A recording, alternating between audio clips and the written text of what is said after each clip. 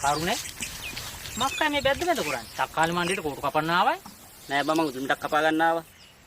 අර උඩහ පැත්තට වෙන්න බලාපන්කෝ. ඒ හරිය ඇති වෙන්න තියෙනවා දමනික. හැම එකම ලේසියට මෙතනින් කපන්න එන්නේ. මන්නම් හිතන්නේ මේ හරිය මේ ඇද නැති ගහක් එහෙම හොයාගන්න තියෙයි කියලා උදුළු මිටකට. හොඳේ. අර උඩහ පැත්තට වෙන්න බලාපන්කෝ. නෑ බං මම මේ වෙලන් ලීයක් කපා ගන්න බැලුවේ බං. ඔහොමම පල්ලෙහාට බහලා බලපන්කෝ. ඊයේ පෙරේදත් 4 දිනක් කරකුණා මේකේ උදුළු මිට කපන්න. දැන් කොහොමද ඉතින් හේන් කුඹුර හැදෙන කාලේනෝ. බං මේ කොහෙද යන්නේ? මම මේ පුංචි බෙහෙත් බඩුවක් හොයාගන්න කියලා ආවේ බං. කාටද බේත් කොළ? අර අපේ පුංචි ආච්චිගේ පුනටි අමාරුවක් හැදිලා බෙල්ල හොල්ලන්න බෑ දැන් සුමානික විතර ඉඳලා. මම මේ හික් පොතුයි කැකිල්ල කොළයි හොයන්න ආවේ හොඳේ. හික් පුතු නම් ඔය ඕන තරම් පල්ලෙහා තියෙන්නේ. යම යන්න මම ටිකක් කපලා දෙන්න. පල්ලෙහා යන්න එපා. ධාරාණි පාත ණයෙක් ඇදුනා මේ දැන්. ණයෙක්? ණයෙක් කියන්නේ හත්තලාමේ මගේ ජීවිතේට දැකලා නැහැ ඒ වගේ ණයෙක්. මට සිරින් මගේ ඇඟත් එක්ක හිරි වැටුණා. ඒකට බං. පල්ලෙහා පැත්තට යන්න එපා යකෝ නිකන් නයින්ට කියලා කවෝ ගන්න. එහෙනම් මං උඩහට යනවා. ඔන්න ෂෝක් මල්ලිත් ගියා පල්ලෙහා පැත්තට දුන්නක් කපා ගන්නයි කියලා. ෂෝක? ඔව්. ෂෝක නෙවෙයි අම්මා මුත්තාව පල්ලෙහා පැත්තට නම් යන්න එපා හොඳේ. මම දන්නේ මම යන උඩහට. ආහා එනම් පරිස්සමෙන් බලන් ඵලයන් හොඳේ.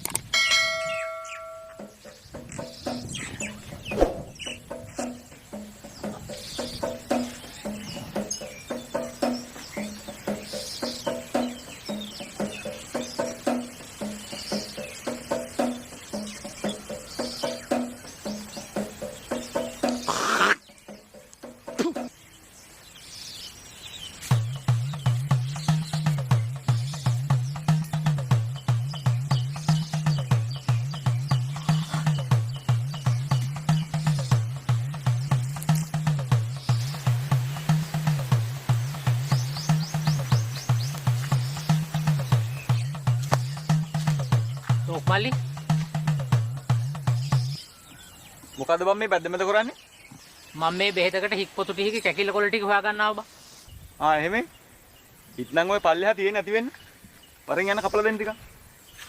හිටනම් ඔය පැත්තේ හික් ගෑවෙන්න තියෙනවා. ඒක නෙවෙන වැඩේ. දැන් ඔය පැත්තට මහා ධාරාණි පාත ණයෙක් ඇදුනා හොඳේ. ණයෙක්? ණයෙක් කියන්නේ නාගරාජේ. ඕන්නම් කැලෙන අයට වඩා ඩිංගා පුංචි ඇති හොඳේ. උඹට පෙනේ පිප්පුවේ නැත? මං අලිමන්ත්‍රයක් කියලා සේප් වෙලා ආවා හොඳේ. අලිමන්තර? කවුද බං නයින්ට අලිමන්තර කියන්නේ? අලි සයිස් නායක හොඳේ. අලිමන්ත්‍රයක් කියලා මෙල්ල කරගන්න හැකි. බෝ නිකන් ඉන්න වෙලාවක පොතක පෑනික අරන් වරෙන්කෝ. මං උට ඔය මන්ත්‍රේ ගියා දෙන්න. උඹ ඉතින් ඔය පිහියක් ගන්න නැතුව කොළපතු හොයන්න යන්නේ? මම මේ පතල් පොලට බැත්ත ගවන්න ආවේ. පතල් වලට යනකොට මම පිහි අරන් යනවයි නැහැනෝ. හරි යමන් ගොහොම පල්ලෙහාට. මම උඹට හිටපොතු කපලා දෙන්න ඕන තරම්. යන්න එපා බම් පල්ලෙහාට. දැන් ඕකේ ණයෙක් ඇදුණයි කියලා මං කිව්වනෝ. නයින්ට කවුද බම් බය වෙන්නේ? බෝච්ච අලිමන්තර දන්නේ කේ? මට බං ඒ ණයා දැක්ක ගමන් මට අලිමන්ත්‍රෙත් අමතක වුණානේ. එහෙමයි. ණයාගේ පයන්න තිබුණයි. පයන්න කියන්නේ ඉතින් සෙල්ලිපියක් විතර ලොකු ඒ පයන්න හොඳේ. මං නම් හිතන්නේ මෙහෙ ණයෙක් නෙවෙයි රට ණයෙක්. ඉංග්‍රීසි පයන්නක් නෙ තිබුණේ. ඔන්න ඔහම මම උඩහ පැත්තට බලන්න. යා. මෙච්චර මේ පේන ඉතින් මොකනේ බං උඩහ යන්නේ? මෙන්න මෙහෙ වරෙන් මං කපලා දෙන්න.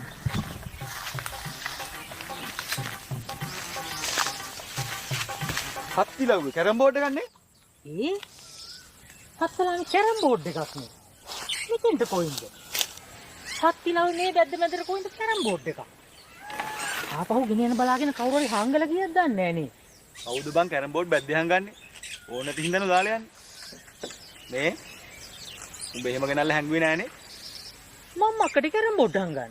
මම මේ බැද්දට ආවේ බෙහෙත් බට්ටියක් හොයා ගන්නවා. උඹ බොරුනේ මේනේ කියන්නේ. මම අක්කට බරු කියන්නේ. ඔන්නෝ කරන් යමන්කෝ. ගනින් ඉතින්. ඕන්න හැබන් තියලා යමු පස්සේ ඇවිල්ලා අරන් යන්න. නෑ ඕක ගනින් මං අයිතිකාරය හොල දෙන්න. ඕක පරිස්සමෙන් ගනින් බං ඔය වලක ඩිස්පෙත් ඇති ඒක වැටේ.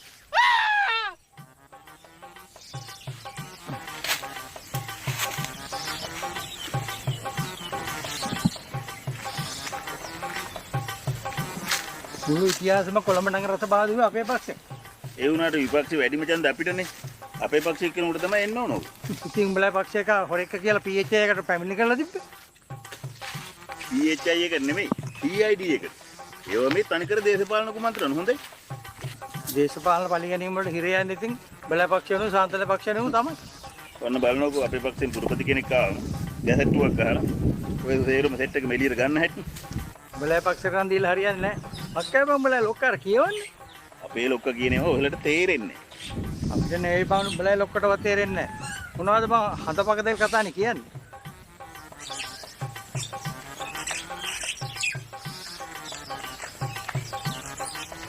ඒ සාන්තයි ඔයාලට පිස්සු ඇදිලා මේ කැරම් බෝඩ් එකක් ඔලුව තියාගෙන බැදි ගානේ ආවිදින්නේ. ඉතින් බලහන්කම් මේ බැද්දේ මොකෙද්ද කැරම් බෝඩ් එකක් හංගලා ගිහිල්ලානේ. කැරම් බෝඩ් එක හංගලා ගිහලා. ඔව්. මොන බැද්දේ? මෙන්න මෙතන බැද්ද පල්ලේ ගහලා තිබුණේ බං. මෙතන බැද්ද පල්ලේ? උඹට මං එන හුවත් තියලා කතා කරද්දි උඹ තුනේ පාලම ළඟින් බැද්දට පැන්නේ කැරම් බෝඩ් එක කරේ තියාගෙන. මම බැද්දට පැන්නේ නෑ. බෝල් මොනක්ද දැක්කයි? මොන හොල් මං ඒත්තිද ඔය මල ගෙදරකටවත් මේ කැරම් බෝඩ් එකක් උස්සන් යනවා කියලා. ඒත් මං කල්පනා කරා මේ මොකටද කැලේ මැද්දෙන් කැරම් බෝඩ් එකක් උස්සන් යන්නේ. ඒ සාන්ත උඹ හිතුවේ අපිට අං ඇවිලා කියලා? ත කියපන් උඹ කාගෙන්ද කැරම් බෝඩ් එකක් ඉස්සුවේ? මං කාගෙන්වත් කැරම් බෝඩ් එකක් ඉස්සුවේ නෑ. එහෙනම් මොකටද අර බැද්දපල්ලේ ගහලා තුනේ කැරම් බෝඩ් එක? මූට පිස්සු බං. ඔහෙ මොනෝ බැද්දපල්ලේ තිබිලා කැරම් බෝඩ් එක ඇදලා ගත්තේ. බැද්දපල්ලේ තිබිලා ඇදලා ගත්ත කැරම් බෝඩ් එකේ ඩිස්ප්ලේ එක තියෙනවා කියලා ඔහෙ කොහොමද දන්නේ? සිංවලාමේ කැරම් බෝඩ් එකක් වුණාම ඒකට ඩිස්ප්ලේ එකක් අනිවාර්යෙන් තියෙන ඕන. මේ ඇත්ත කියපන්. කාගේ මේ කැරම් බෝඩ් එක? සාන්ත මෙන්න මේ බිස්කෝට් එක අරන් ඵලයන්. දීක පොතුයි කැකිල්ල කොලයි.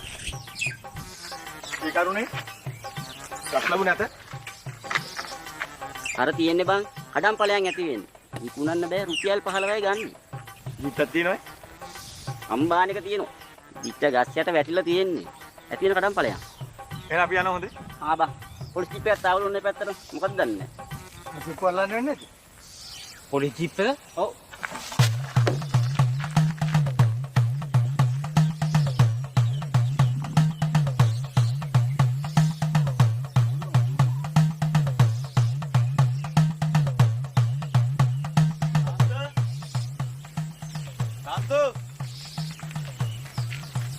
සාන්ත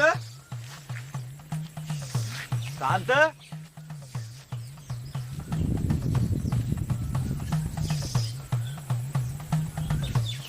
මොකෝ බං අර දිව්වේ?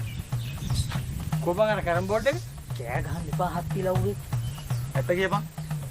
කාගෙන් උඹ ඔක ඉස්සුවේ? මං කාගෙන්වත් ඉස්සුවේ නෑ බං. එහෙනම් ඔය අපේ පක්ෂ කාර්යාලයට බෙදපු කැරම් බෝඩ් නේ ඔය. පක්ෂ කාර්යාලය වැහුවට පස්සේ කුමාර මන්ත්‍රිය මට කිව්වා ඔය ගෙදර අරන් යන්නේ කියලා. මුංගේ අර മന്ത്രിයෝ ටික හිරේ ගියේ ඔය කැරම් බෝඩ් ටික නිසානේ. ඒක තමයි මම පොලිසියෙන් එනවයි කියනකොට පැනලා දිව්වේ. ඔය ගානට බය තිබ්බම ඇති ඉතින්.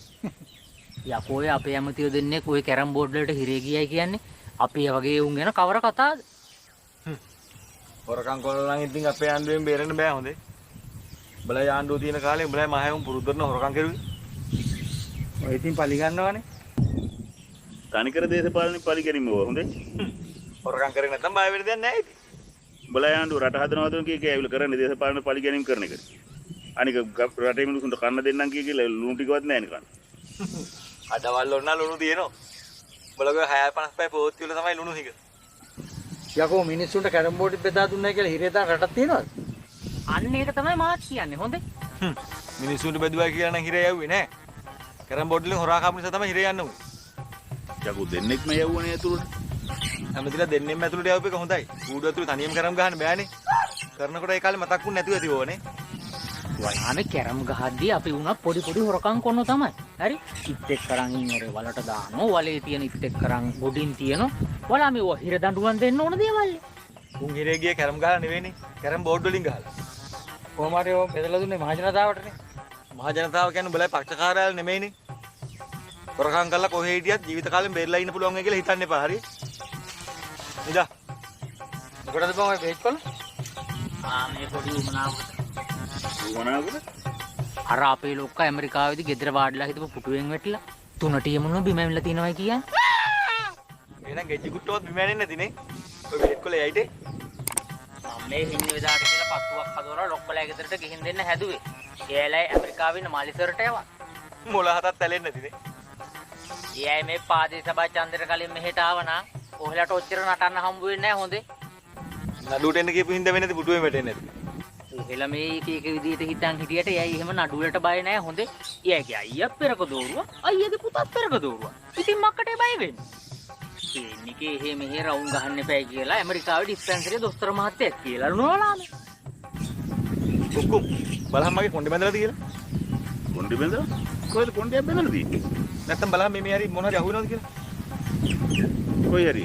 මේ හරි. එහෙම අහුවෙන මොකුත් නැහැ. නෑ මම බැලුවේ අං එනවද කියලා.